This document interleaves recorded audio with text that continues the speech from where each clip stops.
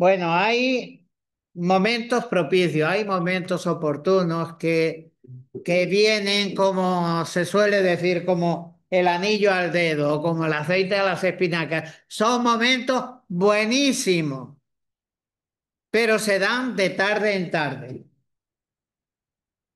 Pero lo que concierne, queridos hermanos, lo que concierne a la oración, tenemos que saber que siempre es buen momento allegarnos a la presencia de Dios, tremendo privilegio que tantas veces desaprovechamos.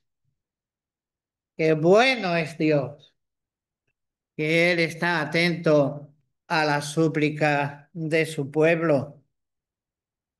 Así que me pregunto, ¿qué mejor momento para entregarnos a la oración, recordando, amados hermanos, que estamos bajo el amoroso cuidado de Dios? Dios en su calidad de Padre y en su calidad de soberano de todo el universo.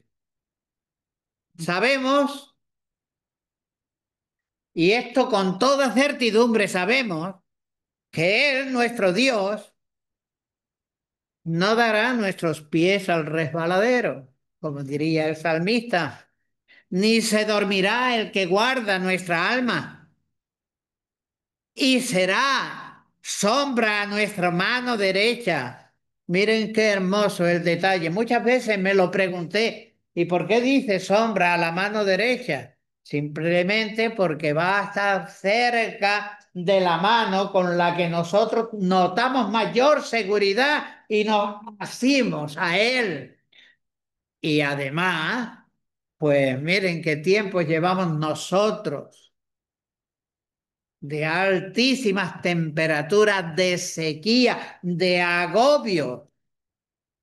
Y cuánto se agradece, queridos hermanos, una sombrita, un lugar que pueda respirar un poquitín más fresco. Pues sabemos que Él es sombra a nuestra mano derecha. Sabemos que nos llevará a pastar a lugares de verdes prados, que nos abrevará en los remansos de aguas cristalinas, sin sobresalto. Se nos dice también que su vara y su cayado, en lugar de infundirnos terror, son herramientas que nos infunden aliento, porque no es meramente para castigar, sino para salvar y para castigar a los depredadores. Bien, entramos en la meditación o en el recuerdo de estas cosas maravillosas y parece que el corazón empieza a ganar fuerza. Nos dará aliento en lugar de infundirnos terror y miedo. Pues miren, al estar nosotros viviendo esta tenaz ola de calor, podemos entender las figuras literarias que los escritores sagrados usan. O sea que Palestina, yo diría mejor, eh, Canaán, la tierra de Israel, pues tiene grandes territorios secos y desiertos. Tienen también el Jordán y tienen zonas húmedas. Y Dios enviaba y sigue enviando la lluvia temprana y tardía, todo eso. Pero se entiende que los escritores del libro santo utilicen esa figura de la sombra, de los pastos verdes y frescos, de las aguas cristalinas y de la tranquilidad y del reposo. Todo eso es maravilloso. Y lo digo por eso, de que estamos viviendo este agobio tremendo. Bueno, pues Dios nos guarda, Dios nos protege. Dios no se dejará vencer por el sueño. No va a bostezar, ni se va a adormilar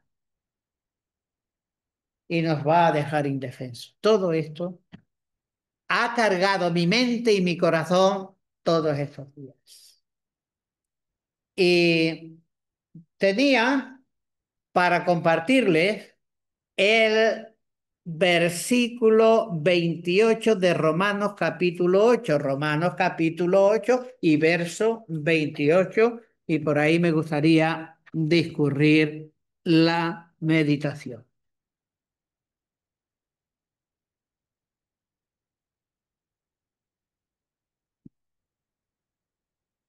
Dice el apóstol Pablo, que es el que escribe Romanos 8, 28, y sabemos que a los que aman a Dios, to- todas las cosas ayudan a bien. Esto es, a los que conforme a su propósito son llamados. Miren, juntamente con este versículo que acabamos de leer, tenemos Juan 3:16. Y ambos versículos son los dos versos que con más frecuencia solemos citar los cristianos. Juan 3:16, de tal manera amó Dios al mundo, se lo citamos a los inconversos y puedan entender del amor de Dios y de la seguridad de la salvación.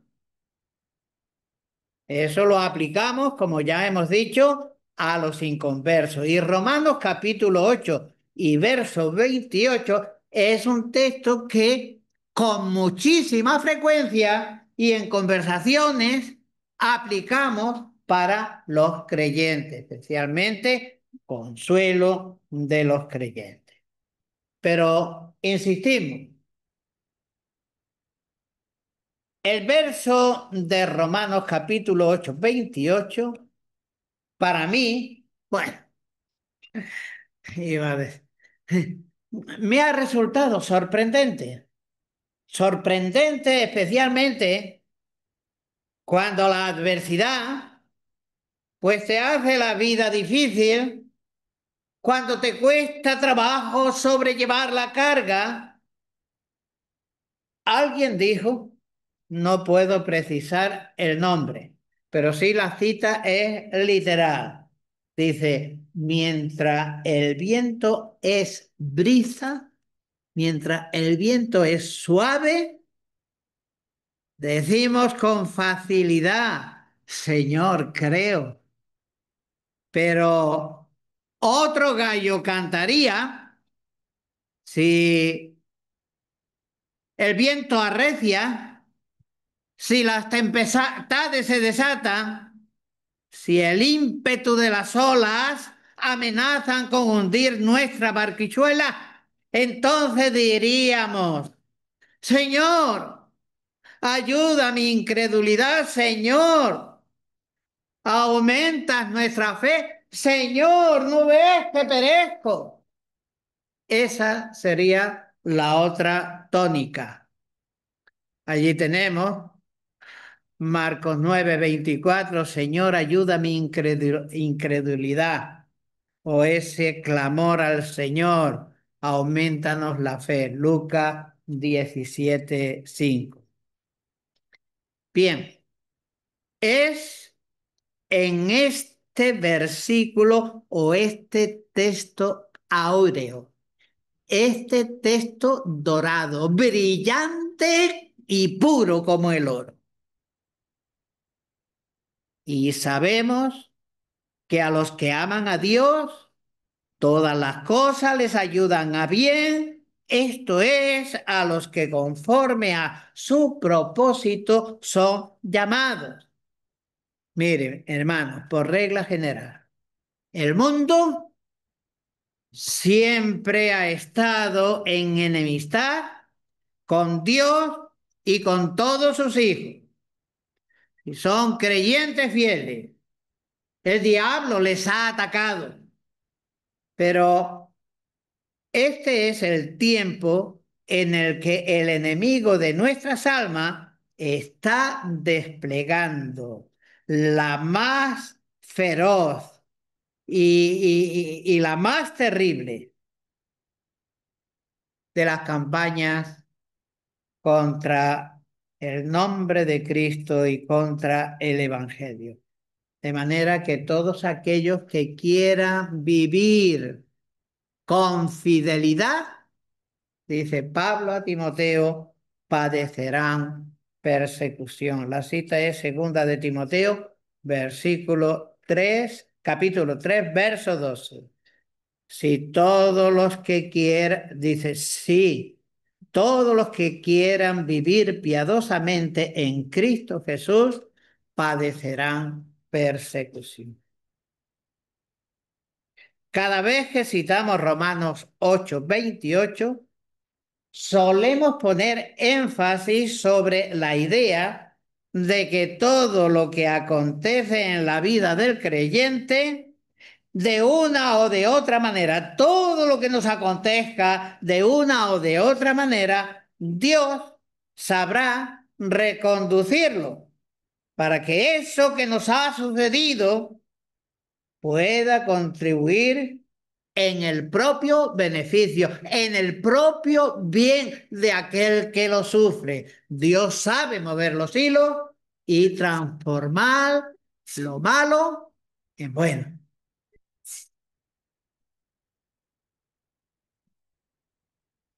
Así que Él lo sabrá reconducir. Pero miren, no obstante, quisiera, hermanos, que esta tarde pudiéramos fijar nuestra atención en el vocablo sabemos. Sabemos, dice allí Pablo, y sabemos que a los que a Dios aman. Poner la atención en el vocablo sabemos. Miren, es claro que el verbo saber, en este caso la conjugación correspondiente que viene allí. Es claro que el verbo está en modo indicativo, está en tiempo presente y está en la primera persona del plural, nosotros o nosotras. Con este uso, la expresión sabemos indica que ahora, presente, ahora, nosotros tenemos conciencia de una realidad presente. Eso es lo que significa el vocablo sabemos. Es algo que sabemos ahora. Es algo que tiene que ver con nosotros, no con ajenos.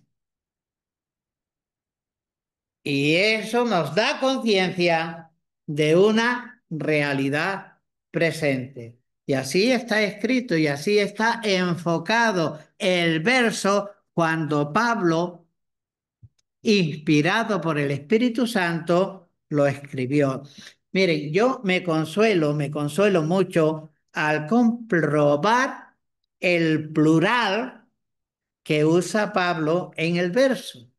Allí Pablo escribió sabemos, plural. No solo el texto incluye las élites, los reverendos, los monseñores. El texto incluye no solo a las personas de peso, de prestigio y de influencia, sino que el texto y el sabemos abarca a todo creyente. Y a nosotros aquí en esta tarde también nos incluye el texto. Estamos incluidos en ese sabemos. Bueno, a ver si podemos ir entrando en materia. Antes de ir más adelante, a ver, en nuestra meditación, pues me gustaría que nos planteásemos algunas preguntas. La pregunta primera, mire, ¿sabemos nosotros qué significa ese sabemos y cómo llegar a tal conocimiento? Bueno, creo que no estaría de más que cogiéramos esa misma pregunta y se la hiciéramos al apóstol Pablo. A ver, Pablo, ¿por qué dice sabemos? ¿Es que has vivido algo realmente gordo que te permite hacer esa afirmación? ¿Cómo te ha venido este conocimiento para decir, sabemos? Hombre, por supuesto que sí, que Pablo a lo largo de toda esa dilatada vida de servicio al Señor y de servicio a los santos, había pasado por tremendas experiencias. Bueno, alguna vez lo dejaron en la cuneta tirado y lo dieron por muerto. Y no hablemos de los naufragios, ni hablemos de las veces que le castigaron con varas y con látigos, y bueno, y de los naufragios que experimentó, y las acechanzas de los judíos que se unían para asesinarle. Bueno, Pablo tiene mucha experiencia. Él había vivido trances difíciles y había experimentado en carne propia situaciones realmente graves que le habían puesto más allá del límite de lo humanamente soportable. La vida de Pablo no fue una vida con una alfombra de pétalos de rosa. Había más espinas que pétalos. Bueno, pues la experiencia de Pablo tenemos que reconocer que sobrepasa en mucho a lo que nosotros al día de hoy hayamos podido experimentar. Cada cual sabe lo que ha podido experimentar y cada cual ha conocido el peso aplastante de la carga que ha tenido que sobrellevar. Cada cual, vale. Pero en nada se asemeja con el caso de Pablo. De modo que en este sentido, el apóstol Pablo, aparte de su autoridad apostólica, él tendría autoridad moral para decir lo que dice en términos categóricos. ¿Qué dice Pablo? Sabemos. Pues eso lo dice Pablo con toda propiedad y con toda conciencia y conocimiento. Él tenía no la autoridad de ser apóstol, sino moral y espiritual, porque lo había vivido en carne propia. Miren, es bueno que notemos que Pablo nos dice, sé, sé que, por ejemplo, el caso cuando él dice, escribiendo a, yo sé en quién he creído. Allí Pablo lo hace todo totalmente propio y personal. Yo sé en quién he creído. No dice sabemos. Y esto, para un servidor, es un claro indicio de que Pablo no tiene en mente en lo que toca a Romanos capítulo 8, verso 28, no tiene en mente su experiencia personal. Ahora lo explicaremos. No olvidemos que tras una mala racha puede estar en nosotros el creyente más fiel. Bueno, Pablo, la ponemos aparte a Pablo. Muchos hombres y santos varones de Dios que han entregado sus vidas. Pues nada, a pesar del servicio, de la consagración, de la santidad y del sin vivir por honrar el nombre del Señor, han podido atravesar una terrible dificultad.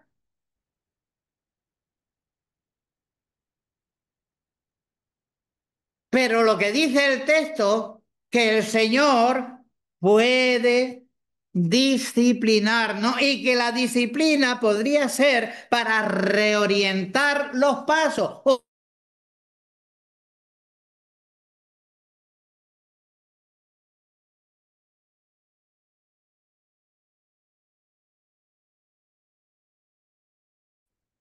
Entonces, ¿dónde? El solo y único fundamento seguro en el cual el creyente y el mismo Pablo podía depositar su fe. Tenemos que entender esto de una vez por todas. Ese único fundamento en el cual la fe puede descansar y fiar y estar tranquila. Ese único fundamento es la palabra de Dios. No podemos basar nuestra vida en nuestras experiencias, esos momentos que tras cantar y que nos parece que tocamos el cielo y que podemos coger el cielo y bajarlo a la tierra. Ahí no está el fundamento. No es lo subjetivo, no es lo intuitivo, no es lo afectivo, no es lo sentimental, no son nuestra pseuda subida al tercer cielo, que a veces nos parece que estamos en el tercer cielo. No es el yo creo, el yo pienso, a mí me parece. Siempre el fundamento, queridos hermanos, lo tenemos con carácter inamovible e inapelable en la palabra de Dios. En eso sí que podemos fiar y podemos descansar. Si sabemos que estamos tratando del texto 8:28 de Romanos, si sabemos fuese solamente privativo de aquellos que pasan por experiencias excepcionales, extraordinarias, entonces digamos que nosotros los cristianos de a pie nunca podríamos decir, sabemos, en ese mismo sentido en que aquí se dice. Podemos estar seguros de que sabemos de Romanos 8 en labios de Pablo no es más que el resultado de su propia fe en la palabra de Dios. Es fe idéntica a la que cualquier verdadero creyente puede ejercitar. Por lo tanto, si es que podemos saber, y en verdad sabemos que aquí hemos testificado rendir nuestro corazón a Cristo confesando nuestros pecados y recabando de Él la gracia de la salvación, sabemos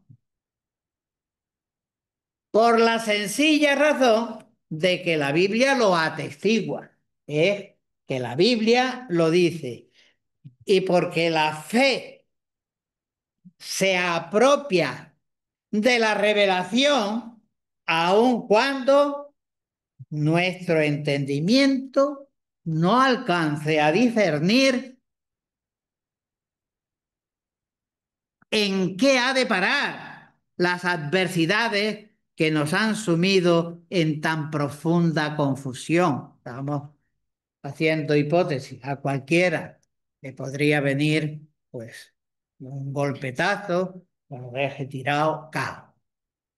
Bueno, pues la historia, y es muy bonito, la historia bíblica está así, cuajada, llena de ejemplos en los que la providencia divina, que todo lo gobierna, y esa misma providencia que todo lo gobierna, todo lo endereza para bendición de los que le aman, de los que aman a Dios. Y tenemos una historia que es muy conocida, la historia de José. ¿Conocen? ¿La recuerdan? José, este es un ejemplo típico de cómo puede operar la providencia de Dios.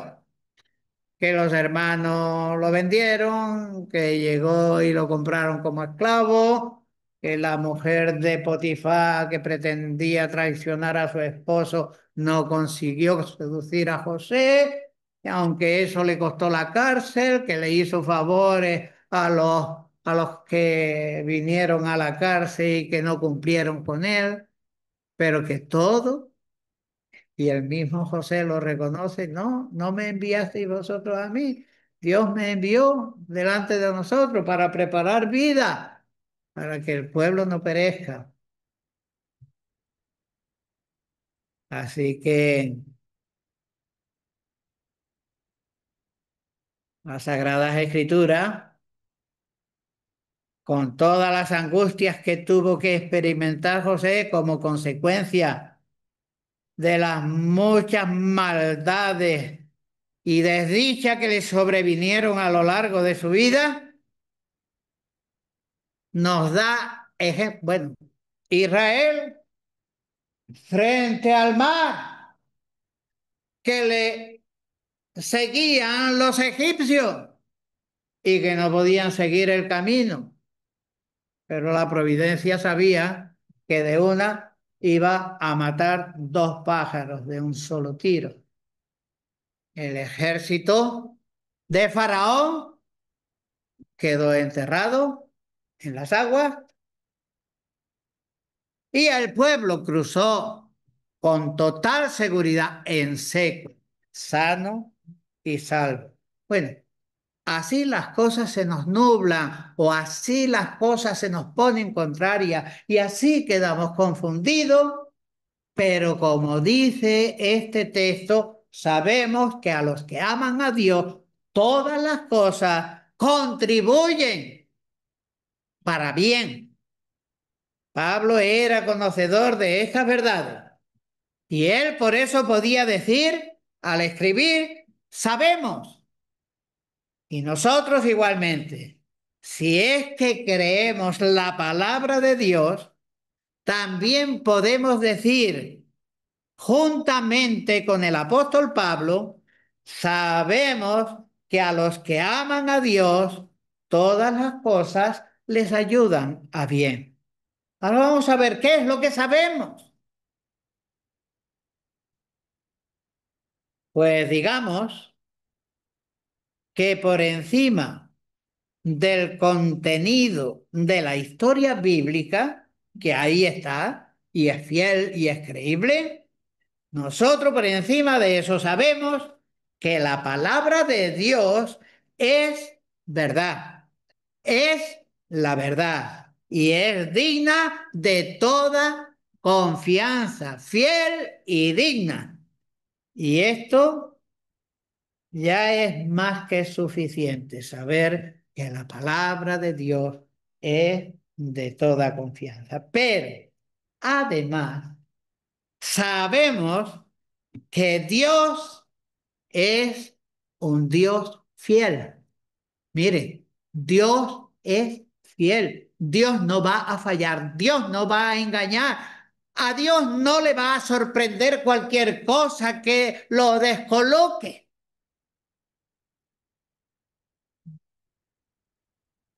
Pero además sabemos que Dios, siendo un Dios fiel, Él cumple lo que promete. Y lo que promete, eso es cierto, verdadero, y lo tenemos en Él, en Dios, y por eso puede prometer, en Él reside toda la sabiduría para elaborar un plan y para llevarlo adelante. Y por añadidura, a Él le asiste todo el poder. No va a llegar en un punto en el que tenga que decir, ¿y ahora cómo salgo de esta? No, Dios la tiene la sabiduría, tiene todo el poder para sacar adelante todos sus propósitos de amor para con nosotros.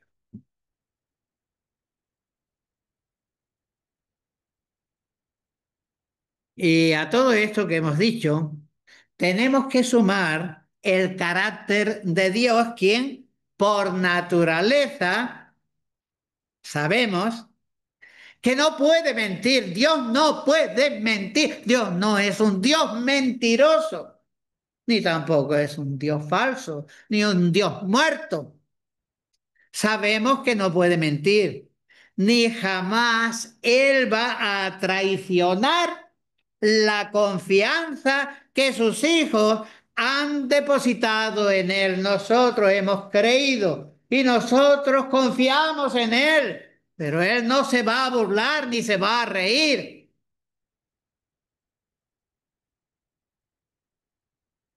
Esa es la razón por la que Pablo dice con toda propiedad. Y nosotros podemos decir juntamente con Pablo, sabemos, y lo sabemos con certeza, se trata de la palabra de Dios, de la promesa que Dios ha hecho a su pueblo. Miren, hermanos, dentro de todo lo que le ha placido a Dios revelar, porque Dios no lo ha revelado todo, pero todo lo que ha revelado es para que nosotros lo examinemos y lo descubramos y lo aprendamos y lo apliquemos, porque todo redundará a la gloria de Dios y a la bendición de su pueblo. Así que nosotros sabemos que Él está llevando, está conduciendo a una fiel consumación todos sus propósitos santos que Él desde la eternidad se propuso llevar a cabo para que con cada uno de nosotros, Dios desde siempre está obrando con vista al adelanto de su reino y está obrando para el cumplimiento fiel y cabal de sus designios de amor, amor para con sus redimidos. Y esta es la razón por la que nosotros también podemos decir, juntamente con Pablo, sabemos, nosotros también tenemos nuestro yo sé en quien he creído, como dice Pablo, y tendremos otros yo sé que habría que enumerarlo, pero que no faltarían.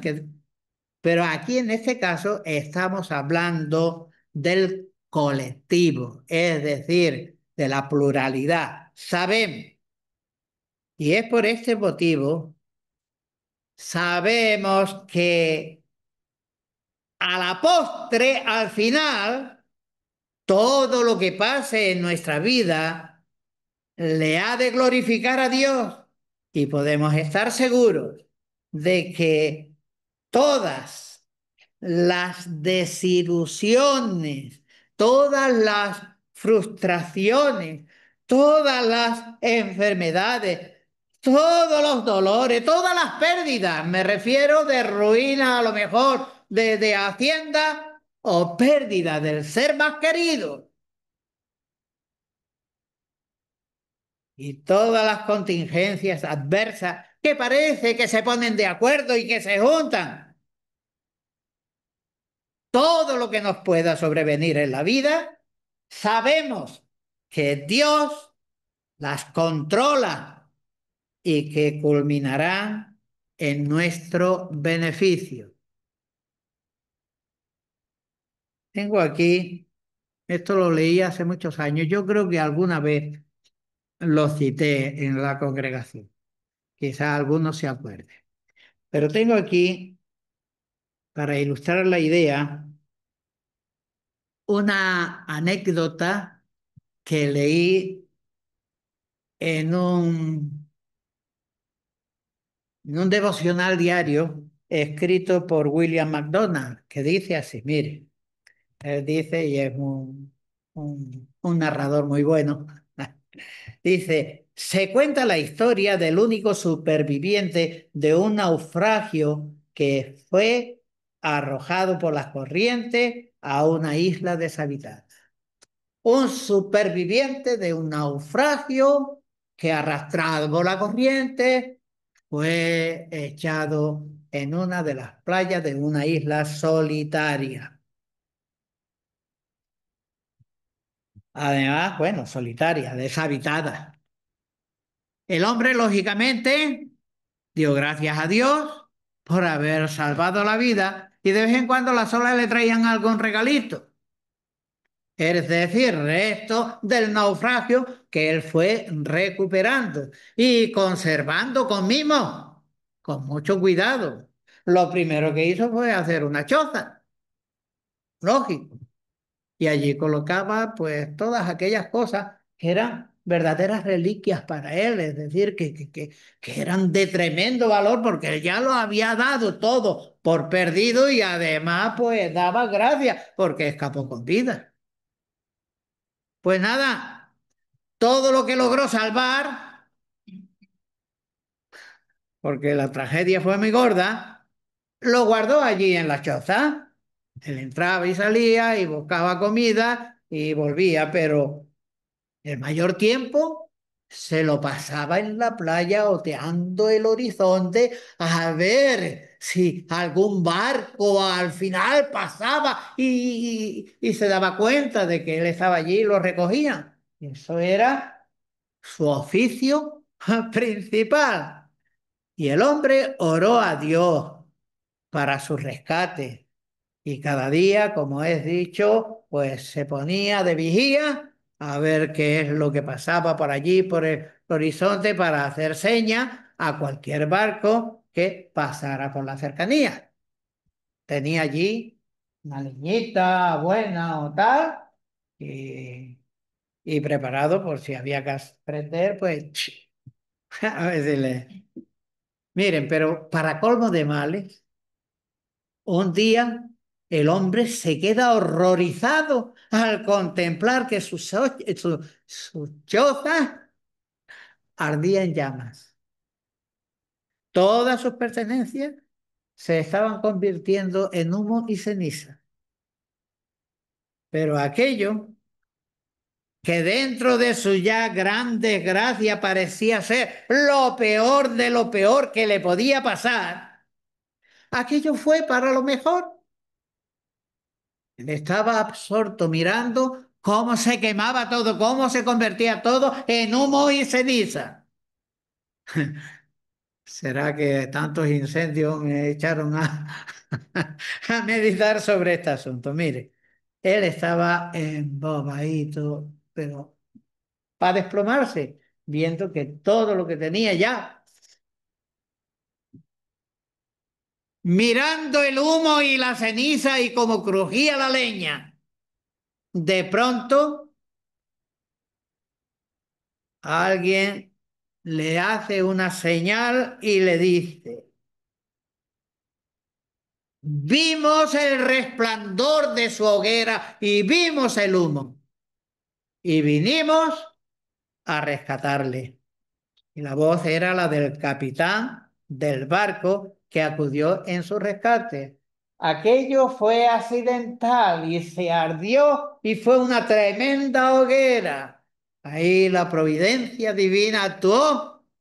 Y para el capitán no era una ruina, era una hoguera que era imposible no verla. Y como bien hemos cantado en nuestro himnario, una de las estrofas dice, a veces hay en nuestra vida momentos de oscuridad y nos sentimos sumergidos en dudas y perplejidad. Es verdad, queridos hermanos, hay momentos terribles, dramáticos en nuestra vida que además se nos recrudecen y se hacen peores y peores y que llegamos a tambalearnos en la fe, pero ¿por qué, Señor? Y cuando llegamos a ese punto, ¿por qué? Lo decía el hermano Antonio Padilla. Antonio Padilla es el que creó esta organización cristiana Nueva Luz, que edita y publica y graba para los ciegos en España. Él era director de una empresa de muebles que enviaba muebles a Estados Unidos. Eh, bueno, y en unas vacaciones estaba en un chalet que no sé si un amigo le prestó. Lo cierto es que estando en el jardín, casi a la orilla de la piscina, suena el teléfono y Antonio, que se llamaba, corrió a buscar el teléfono y se pegó con un cristal porque era tan limpio y tan transparente y no era su casa. Se pegó en la frente un golpe que casi, pero se le desprendieron, ¿cómo se dice? Las dos retinas, las dos retinas. Tuvo yo no sé cuántas operaciones, pero no hubo manera, no hubo manera. Y el hermano, muy conocido, muy apreciado por todas las asambleas en España y muchas en el extranjero, pues le visitaba y él sollozando siempre, siempre sollozando. ¿Y por qué? ¿Y por qué esto, Señor? En la edad que yo tengo, era un hombre alto, fuerte, bien vestido, un hombre que tenía cultura, era director de, no sé si era director comercial o qué cargo importante tenía en esa empresa de miles de empleados que exportaban principalmente a Estados Unidos. ¿Por qué? Y una vez fue el hermano David Morse, que es otro siervo de Dios, que ya también está con el Señor, y muy cariñoso, muy meloso el hombre, pues nada, que le pone la mano en el hombro, y aquel sollozando, ¿y por qué? ¿Y por qué? Le dice, mira, Antonio, creo que será mucho más conveniente que en vez de preguntarle a Dios el por qué, le preguntes el para qué. Y eso le iluminó. Y el Señor le dijo bien claramente la necesidad que tenían los ciegos y los cortos de visibilidad en España y en el mundo latino, porque en el Reino Unido sí había una organización, pero para los de habla hispana no había. Y montó, pero una forma de producir en braille y grabaciones, revistas. ¿Por qué? No, mejor es ¿para qué? ¿Por qué lo has permitido? Bueno, ahí está, pero dime para qué y cómo tenemos que afrontarlo.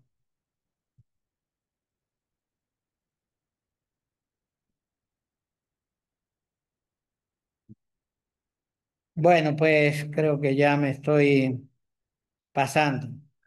Bueno, la respuesta del bien que Dios nos está haciendo hay que verla en el verso 29. Vamos a Romanos capítulo 8 y estamos en el verso 28.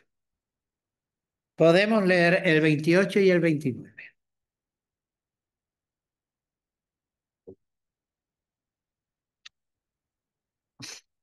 Dice la palabra de Dios. Y sabemos que los que aman a Dios, que a los que aman a Dios, todas las cosas les ayudan a bien. Esto es, a los que conforme a su propósito son llamados. Pero vaya lo que acontece muchas veces a los cristianos que les toca derramar sangre. Y dice el verso 29. Porque a los que antes conoció también los predestinó para que fuesen hechos conforme a la imagen de su Hijo, para que Él sea el primogénito entre muchos hermanos.